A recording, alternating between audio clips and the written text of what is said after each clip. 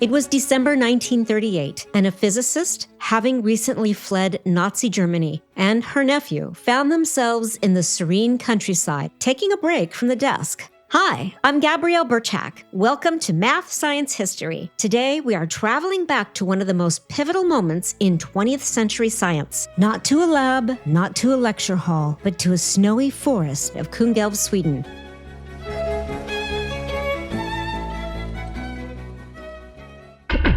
In the year 415, the infamous philosopher and mathematician Hypatia of Alexandria, Egypt, was savagely murdered by church monks. This murder shocked the Roman community and its government leaders. Hypatia was known far and wide as a respected philosopher, mathematician, government advisor, and a professor. Hypatia, The Sum of Her Life, is a book that I wrote that looks not just at the circumstances surrounding her death, but also at the sum of her entire life. I weave in the details of her education, disciples, Neoplatonic philosophies, female contemporaries, and the many mathematics that she wrote and taught about. There is truly more to Hypatia's life than her death. Hypatia, The Sum of Her Life, written by me, Gabrielle Birchak, is now on sale on Amazon. Buy your copy today.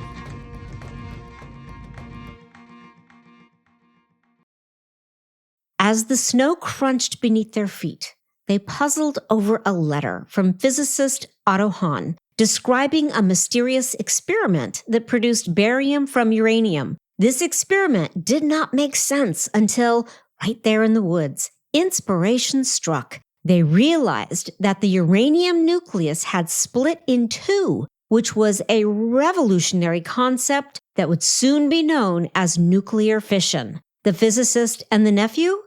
Lise Meitner and her nephew, Otto Frisch. Lise Meitner was born in Vienna, Austria in 1878. In an era when men barred women from higher education, she became only the second woman to earn a doctoral degree in physics from the University of Vienna in 1906.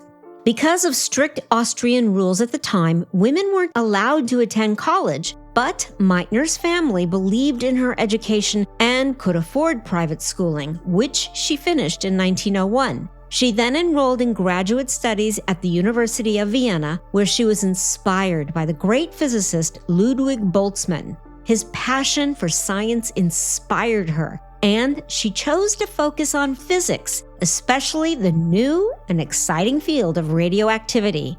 In 1905, she became the second woman ever to earn a doctorate degree in physics from the University of Vienna, with the first being Olga Steindler, who received her doctorate degree in physics in 1903. Upon receiving her degree in 1906, Meitner began independent research to obtain results that Lord Rayleigh could not explain. She not only explained the results, but then verified it experimentally.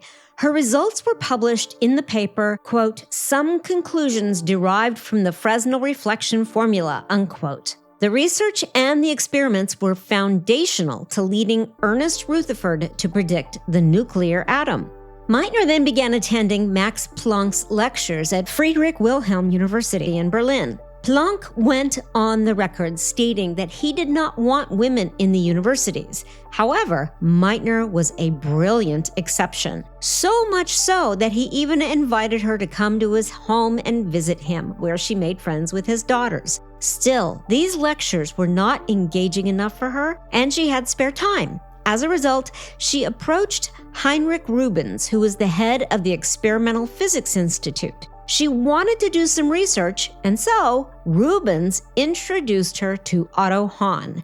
This is key because Hahn's experience included deep research on radioactive substances. Hahn and Meitner were the same age and considered each other as peers. Emil Fischer, who was the head of the Chemistry Institute, wanted to work with the both of them, and so, as a result, he gave a former woodworking shop in the basement to Hahn and Meitner to use for their laboratory, which they equipped with tools that would allow them to measure alpha and beta particles as well as gamma rays. This would be foundational to their deep research. Meitner and Hahn were both unpaid, and many of the organic chemists at the Institute regarded their work as irrelevant because they could not see, measure, or smell their radioactivity. The early part of her career was challenging. She faced significant barriers as a woman in science. Because women were not allowed in the Institute, she had to enter the basement laboratory through a separate door. Sadly, the inorganic chemistry department would only allow Hahn to visit 2 private laboratories in the upper levels. Meitner was not allowed to go upstairs.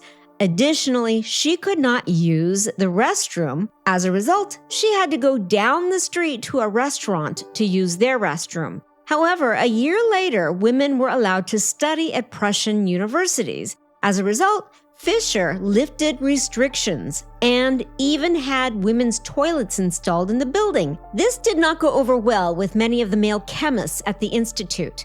Nevertheless, she made friends, loyal friends, who were there for her. These included Otto von Baer, James Franck, Gustav Hertz, Robert Powell, Peter Pringsheim, and Wilhelm Westphal. These gentlemen would play a vital role in her life many years later. Hahn and Meitner worked so well together that they published 9 papers between 1908 and 1909. In their experiments, they applied radioactive recoil, which is the backward momentum that happens to an atom or a nucleus when it emits radiation or particles during radioactive decay. This was first recognized by Harriet Brooks, who was Canada's first female nuclear physicist and one of the earliest pioneers in radioactivity. She had been working closely with Ernest Rutherford and was one of the first in understanding the behavior of radioactive elements. And I promise I'm going to do a podcast on Harriet Brooks as well, because her brilliance needs to be recognized.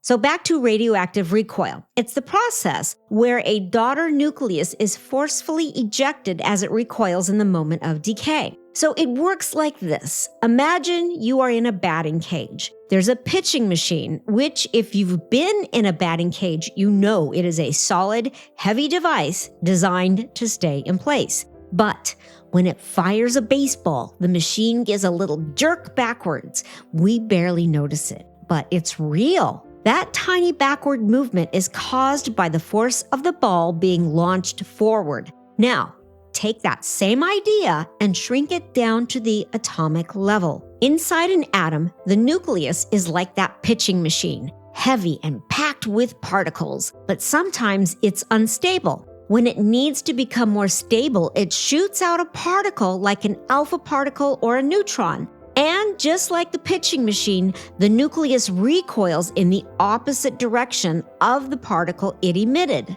And so this tiny jolt is called radioactive recoil, which happens because of one simple rule in physics. For every action, there is an equal and opposite reaction. So when the nucleus throws something out, it can't help but move the other way. And this recoil is essential to the work that Meitner and Hahn were doing. The recoil is powerful enough on an atomic scale to knock atoms out of place in materials, break chemical bonds, or even damage cells if it happens inside the body. So, in short, radioactive recoil is the atomic version of that barely noticeable kickback your pitching machine feels when it fires a fastball. Small, fast, and, if you're on the receiving end, potentially pretty impactful.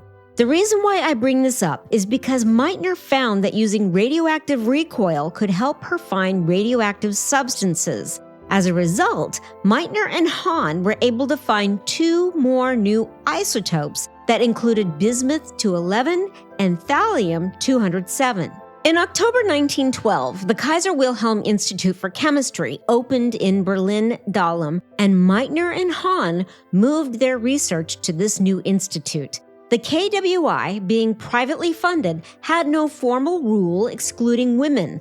This was a progressive step compared to the university. However, Meitner's status initially remained far from equal.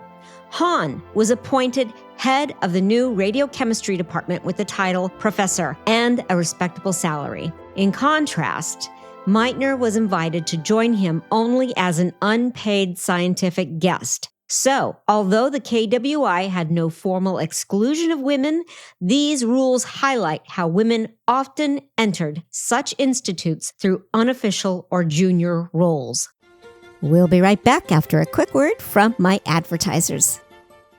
By the end of 1912, Max Planck intervened to secure Meitner her first ever paid position, hiring her as his assistant at the university's Institute for Theoretical Physics. This marked her as the first female scientific assistant in Prussia.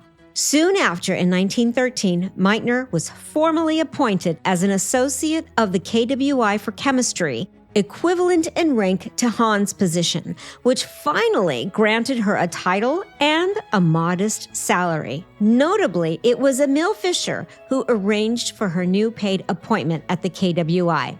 This progression illustrates both the progress and the remaining inequities that women continue to face in a male-dominated scientific world. It took several years of excellent research and the gradual modernization of attitudes before she achieved official status and a corresponding salary. And by 1926, Meitner would become the first woman to hold a professorship in physics in Germany. For over 30 years, Meitner and Hahn formed a close working partnership. She brought the theoretical physics expertise, he the chemistry.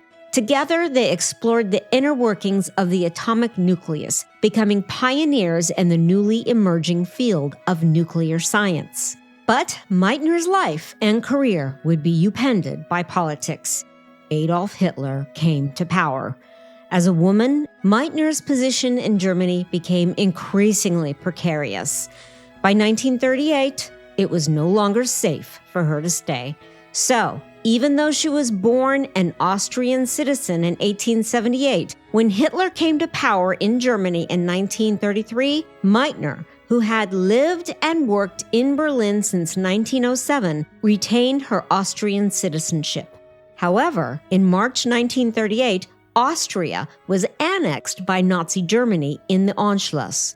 What this meant for all Austrians is that they were automatically considered German citizens under Nazi law. However, under the Nuremberg laws, Meitner was classified as Jewish even though she had converted to Lutheranism. This meant that she was now subject to the regime's systemic racial persecution. So, sadly, she lost the protections of Austrian citizenship, and the Nazis forced her to resign from her position in Berlin. It was a horrible situation. She was a stateless person without a valid passport. And as a result, like many individuals in the United States today, she faced arrest. As the political climate in Nazi Germany grew increasingly dangerous, which sadly, I kind of know what that feels like now, Meitner found herself in grave peril. Without a passport and under mounting pressure, she had to flee. Her escape was made possible thanks to the bravery of Dutch physicist Dirk Koster, who secretly traveled to Berlin under the guise of attending a conference. With the help of Adrian Fokker, Koster arranged for Meitner to be smuggled across the German-Dutch border. From there, she made her way to Copenhagen, where she was quietly welcomed by Niels Bohr, a longtime colleague and supporter. Though he was not directly involved in her escape, Bohr's influence and reputation helped ease her transition and provided a crucial scientific lifeline. With his backing and network, Meitner was able to continue on to Stockholm, Sweden, where she found refuge. Their courage and support not only saved her life, but also enabled Meitner to continue her groundbreaking research, which would soon lead to the discovery of nuclear fission. Sadly, she was stateless for 2 years, which, as many individuals living in the United States are now realizing as of the date of this podcast, it is a very dangerous thing. Unfortunately, in the United States, persecution is the new normal and reality for so many people, and many worry that it will only get worse. And as a little side note, history, much like science and math, is such a valuable tool that can be used to serve humanity. And I have said this in previous podcasts, and I'm just going to say it again. History shows us the red flags of danger. It is our responsibility to make sure that we are looking for them so as not to let history repeat itself. That being said, back to Meitner. She settled in Stockholm, where she was given a research position at the Nobel Institute for Physics. In the early 1940s, Sweden granted her citizenship, but her lab lacked proper equipment. She was isolated, removed from the scientific community she had helped build. Still, she stayed in contact with Hahn, who continued their joint work in Berlin. Back in Germany, Hahn and his assistant, Fritz Strassmann, were conducting experiments with uranium. They were bombarding uranium atoms with neutrons to see what heavier elements they could create. According to the prevailing theory of the time, neutron bombardment should lead to the creation of heavier elements, which we now refer to as transuranic elements. But the results were strange. In December 1938, Hahn and Strassmann detected an unexpected element in their chemical residues, barium. But barium is much lighter than uranium. Hahn didn't understand what was happening, so he sent his experimental results in a letter to Meitner, hoping she could explain the physics behind the chemistry. It arrived in the snowy Swedish countryside just before Christmas. That Christmas, Meitner received a visit from her nephew, Otto Frisch, a physicist as well. He had come to Sweden from Copenhagen to spend the holiday with her, and together they went on long walks through the woods near Kungälv outside Gothenburg. On one of these walks, with snow crunching underfoot and fir trees towering above, they talked through Hahn's letter. How could uranium atoms produce barium? They sat on a tree stump and started working it out on paper. Meitner proposed that the uranium nucleus had split in two. This theory was unprecedented. No one had ever suggested that a nucleus could break apart in this way. She applied Niels Bohr's liquid drop model to the problem, suggesting that the nucleus could become elongated and unstable, eventually splitting into two smaller nuclei. To explain this further, the liquid drop model, developed by Niels Bohr and John Wheeler in the 1930s, describes the atomic nucleus as a drop of liquid made up of tightly packed protons and neutrons. This model was key in explaining nuclear fission, such as when a nucleus becomes unstable and splits apart. So imagine placing a glob of butter on a hot pan. And I'm sure we've all done that because we all love butter, right? So at first, the glob of butter holds together, but as heat builds, it begins to wobble, stretch, and then flatten. Eventually, if you drop a tiny dab of butter on top of that glob, the butter can break apart into smaller blobs, releasing energy as it moves. So, in the same way, when a neutron strikes a heavy nucleus, it causes it to vibrate and deform. If the conditions are right, the nucleus splits in two, releasing a tremendous burst of energy. While the model doesn't capture every detail of nuclear behavior, it laid the foundation for understanding how atoms split and how that split powers everything from reactors to bombs. In his article titled Recollections of the Discovery of Nuclear Fission, Frisch wrote, "We had found the solution. We were the first to understand that the uranium nucleus had split in two. It was a moment of great elation. We could hardly believe it ourselves." Thus, that day, as Meitner and Frisch walked through the quiet forest, the snow muffled every sound. The bare trees stretched skyward like skeletal fingers, their limbs stark against the pale winter sky. The air was still, save for the crunch of their boots. Nature was serene and undisturbed. In that silent, frozen landscape, they discussed the impossible, the splitting of an atom. It was a moment of quiet revelation, born in beauty and isolation. Meitner and Hahn likely had no idea what their discovery could create. The energy released by nuclear fission could be massive. If controlled and placed in the hands of the humane, it could produce power. If uncontrolled and given free rein by unethical individuals, it could create a monstrous bomb. The idea they unearthed there would lead to horrors far removed from the calm of the woods. Instead of birdsong, the world would later hear screams. Instead of fresh snow, there would be scorched earth, fire, ash, and blood. In that peaceful walk, they had touched the edge of something powerful enough to light cities or to level them. We'll be right back after a quick word from my advertisers. So, after Meitner and Frisch came to their conclusion, Frisch did the math and confirmed it. The mass difference between uranium and the resulting elements accounted for a massive release of energy as per Einstein's equation E equals mc squared. This release of energy was the result of nuclear fission. Meanwhile, before Frisch made it back to Copenhagen, Hahn had already submitted his findings to a German journal, but did not credit Meitner or Frisch in his publication. This action was a betrayal that would echo for decades. Regardless, with Niels Bohr's encouragement, Frisch quickly published his and Meitner's paper in a journal called Nature, titled Disintegration of Uranium by Neutrons, a new type of nuclear reaction.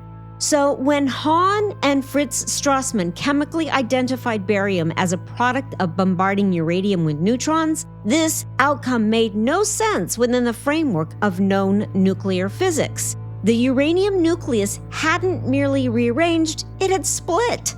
Meitner and Frisch's paper helped to explain this process of nuclear fission, and their paper would change the course of history. But referring back to the liquid drop model, Meitner and Frisch showed that such a fission process would release an enormous amount of energy, more than anyone had previously imagined, thanks to Einstein's equation. Their concise article introduced the term, quote, a new type of nuclear reaction. But the implications were anything but modest. It was the first correct theoretical explanation of nuclear fission, opening the door to both nuclear power and, unfortunately, the devastating weaponry that would soon reshape the modern world. Despite this information, when the Nobel Committee awarded the 1944 prize in chemistry, it went solely to Hahn. They did not even mention Meitner's name. Historians and physicists alike have since called this omission one of the most glaring oversights in Nobel history. Lise Meitner never returned to Germany. She continued her work in Sweden and later moved to Cambridge, England after the war. Though her name was known among physicists in the United States, Meitner was never officially asked to join the Manhattan Project, but the closest she came was through informal channels. In 1943, Bohr, who had fled occupied Denmark, was consulting on the bomb effort in America. He suggested Meitner's name as somebody who might be helpful. But by then, she had already made up her mind. Living in neutral Sweden, Meitner had watched the world descend into war and saw what unchecked scientific ambition could lead to. When she learned of the Manhattan Project, she firmly declined to participate. While newspapers later dubbed her the mother of the atomic bomb, she rejected the title with sorrow and conviction. She was horrified by how the men at the Manhattan Project had used her discovery to create nuclear weapons. She had helped explain how to split the atom, but she wanted no part in splitting humanity with it. Meitner remained adamant. Science should serve humanity, not destroy it. Beyond her groundbreaking role in the discovery of nuclear fission, Meitner made several other significant contributions to physics. Early in her career, she and Hahn discovered the element protactinium, which was a considerable achievement in the field of radiochemistry. She also conducted extensive research on beta decay, contributing to our understanding of how atoms release energy. Another lesser-known fact is that she was one of the first to theorize about the Auger effect, which describes how atoms release energy through electron transitions. Her work laid the groundwork for many areas of nuclear and atomic physics, and her legacy is truly expansive. In 1946, she was named Woman of the Year by the National Press Club in Washington, D.C., celebrated alongside Eleanor Roosevelt for her contributions to science and peace. That same year, she received honorary doctorates from several U.S. institutions, including Harvard University and Smith College. In Europe, honors continued to accumulate. In 1955, she was awarded both the prestigious Max Planck Medal by the German Physical Society and the Otto Hahn Prize for Chemistry and Physics, the latter shared with Hahn and Strassmann. In 1957, Meitner received the Pour le Mérite for Sciences and Arts, one of Germany's highest civilian honors. She was also elected a foreign member of the Royal Society in the United Kingdom in 1955, making her only the third woman to ever receive that distinction. These awards reflect the scientific community's growing acknowledgement of her vital role in the discovery of nuclear fission and her principal refusal to participate in its weaponization. And in 1997, long after her passing, the element Meitnerium 109 was named in her honor. Meitner was nominated for a Nobel Prize 48 times. 48 times, yes.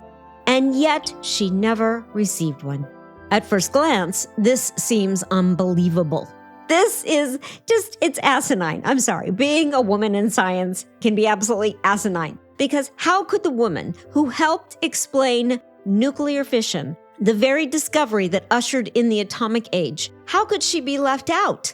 But the answer lies at the tangled intersection of science, gender, politics, and timing. To begin with, Meitner faced an uphill battle simply because she was a woman. In the early 20th century, physics and chemistry were extensively male-dominated fields. Despite her achievements, she was often referred to not as a scientist, but as Hahn's assistant. Behind closed doors, she was sometimes referred to as Miss Meitner, even after earning her doctorate and publishing independently. Gender bias ran deep, it still does, and the Nobel committees were no exception. At the time, only two women, Marie Curie and Irene Joliot-Curie, had ever won Nobel Prizes in the physical sciences. Then there's the issue of what kind of science gets rewarded. The 1944 Nobel Prize in Chemistry went to Hahn, recognizing his experimental detection of barium in neutron-bombarded uranium. But the theoretical interpretation, the breakthrough realization that this meant the nucleus had split, came from Meitner and her nephew, Frisch. The Nobel Committee favored experimental chemistry over theoretical physics, even though the interpretation is what made the discovery historically and scientifically meaningful. Meitner's role wasn't just support. She connected the pieces that defined the phenomenon as fission. Wartime politics didn't help. When the Nobel Prize was awarded, Meitner was a Jewish refugee living in Sweden, having fled Nazi Germany in 1938. Hahn, by contrast, had remained in Germany. The Nobel Committee may have feared the optics of awarding a prize to someone in exile, or of highlighting a Jewish woman's critical contribution while the world was still reeling from Nazi atrocities. It's no coincidence that the Nobel Committee did not announce Hahn as the recipient until after the war had ended. There's also a more mundane but no less tragic reason. Meitner lacked a strong advocate on the Nobel Committee. Many laureates have behind-the-scenes champions pushing their case year after year. Meitner did not have that. Her nominations were scattered, often switching between physics and chemistry categories, and they came too late to override the 1944 decision. Later in life, she was honored with numerous awards, honorary doctorates, the Max Planck Medal, and even the naming of the element Meitnerium. But the Nobel? That remained forever just out of reach. Today, scientists and historians widely recognize that Lise Meitner's exclusion was one of the greatest injustices in the history of science. Not because she wasn't nominated, but because the system simply wasn't ready to see her. These groups of men weren't blind to her brilliance, they chose to look away. She was not just a brilliant physicist. Even in exile, even with very little, she changed the world. Not with force, not with power, but with quiet brilliance and the courage to speak truth, even when others did not. No doubt, she was also a deeply ethical scientist, someone who stood by her principles in the face of immense pressure. Lise Meitner once said, "Science makes people reach selflessly for truth and objectivity. It teaches people to accept reality with wonder and admiration, not to mention the deep awe one feels in discovering the order of the universe." Thus, her life reminds us that sometimes the most profound discoveries don't happen in labs. They occur in conversations, on long walks, during stolen moments of peace in a world at war. And as for those profound discoveries, I can attest, I've been there. I think every college student has been there. In my early college years, I would often sit alone in my apartment in the dark because I'd forgotten to turn on the lights, with a tiny desk lamp entirely consumed in my studies, taking in insight and inspiration. And there is no greater feeling than an epiphany. And I don't know who needs to hear this, but for those of you who have your head in a book, consuming math, physics, chemistry, and even history, or literature, I genuinely hope that you feel the intenseness of a revelation, and that inspires you to keep moving forward in your research and your discoveries. Your enlightenment can change the world for good. And that's really what we need right now. We need a future where science illuminates, not annihilates. Thank you for listening to Math, Science, History. I'm Gabrielle Birchak, and until next time, carpe diem. Thank you for tuning in to Math, Science, History. If you enjoyed today's episode, please leave a quick rating and review. They really help the podcast. You can find our transcripts at mathsciencehistory.com. And while you're there, remember to click on that coffee button because every dollar you donate supports a portion of our production costs and keeps our educational website free. Again, thank you for tuning in. And until next time, carpe diem.